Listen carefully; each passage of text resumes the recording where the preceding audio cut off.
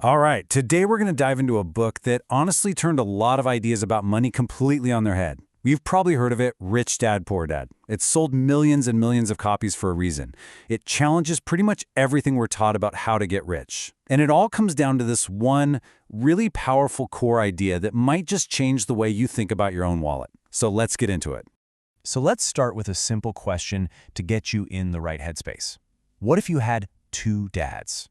Imagine it. You're a kid, you have two father figures. Both of them are smart, both are successful, and both want to give you advice. But here's the catch. Their advice about money is completely, and I mean completely different. Who do you listen to? So on one hand, you've got the author, Robert Kiyosaki's actual dad, his poor dad. And this guy was brilliant, highly educated, had a PhD, a stable government job. Then you've got his best friend's dad, the rich dad. This was an entrepreneur who, get this, never even made it past the 8th grade. And their philosophies, polar opposites. Poor dad would say the love of money is the root of all evil. But rich dad, he'd turn right around and say, nope, the lack of money is the root of all evil. Talk about confusing, right? So, when he was just a 9-year-old kid, Kiyosaki and his best friend Mike decided they were going to figure this thing out. You know, they felt kind of left out by the other, richer kids at school, so they went straight to Mike's dad, the rich dad, and just asked him, point blank, "Can you teach us how to get rich?" Rich Dad said yes, he'd teach them.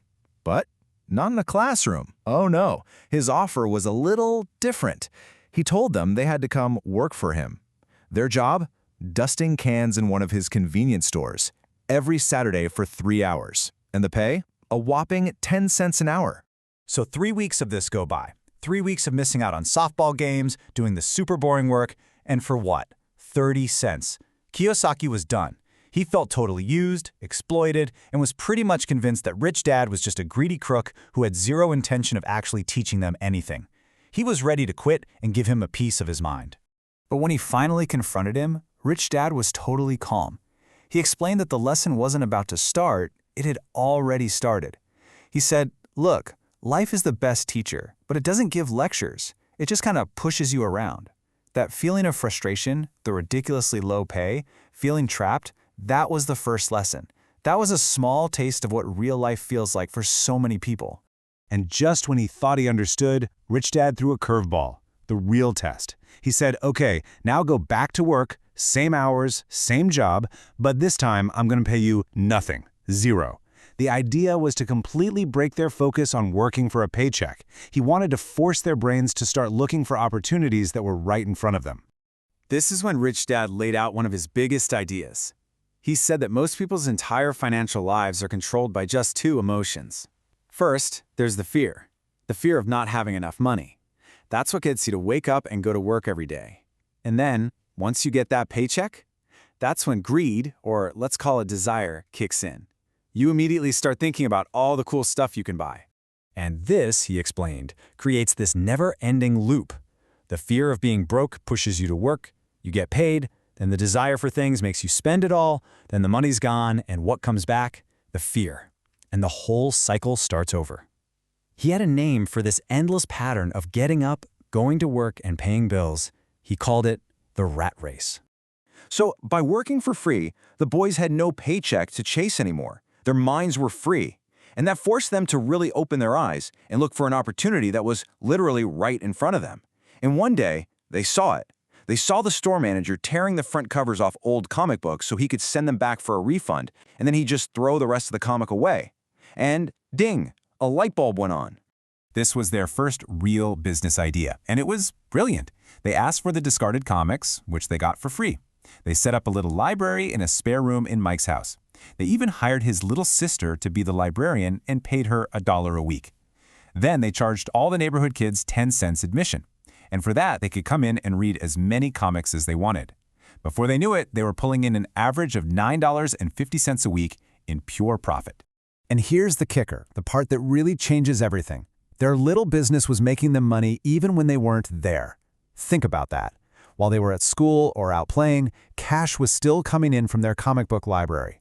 This was their very first lesson in a massive financial principle. They had actually, for the first time, made money work for them. And that, right there, is it. That's the absolute core of Rich Dad's very first and most important lesson. See, the poor and the middle class, they spend their lives working for money, for that paycheck. But the rich, they do it differently. They learn how to have money work for them. They build things that generate income all on their own. Okay, so that's a huge idea, right? But how do you actually do it? How do you make that shift from working for your money to having your money work for you? Well, according to Rich Dad, it all boils down to one simple, fundamental rule. Rule number 1. It's this. You must know the difference between an asset and a liability. And then you spend your life buying assets. That's it. He argued this one little piece of financial literacy is the main thing that separates the rich from everyone else. So many people struggle simply because they don't get this distinction. So what is the difference? Well, forget all the complicated accounting terms you might have heard. Rich Dad kept it super simple. An asset, he said, is anything that puts money in your pocket, period. And a liability? Yep, you guessed it. It's anything that takes money out of your pocket. That's the whole definition. All that matters is which way the cash is flowing. So if you picture it, it looks like this. An asset, it could be a rental property, a business you don't have to manage day to day, stocks that pay you dividends. It creates a stream of cash that flows into your income column. It's literally working for you. A liability, of course, does the exact opposite. Things like a car payment, your credit card debt, even the mortgage on the house you live in. These create expenses. They cause a constant flow of cash out of your pocket. You are working for them. And this brings us to one of the book's most famous and, honestly, most controversial points.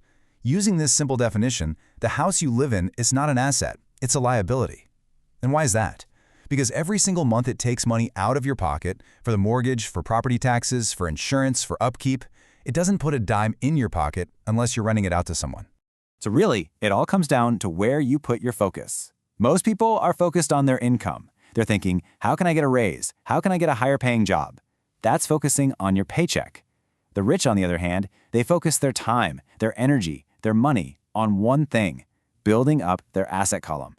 They're constantly buying or creating things that will generate even more income for them down the road.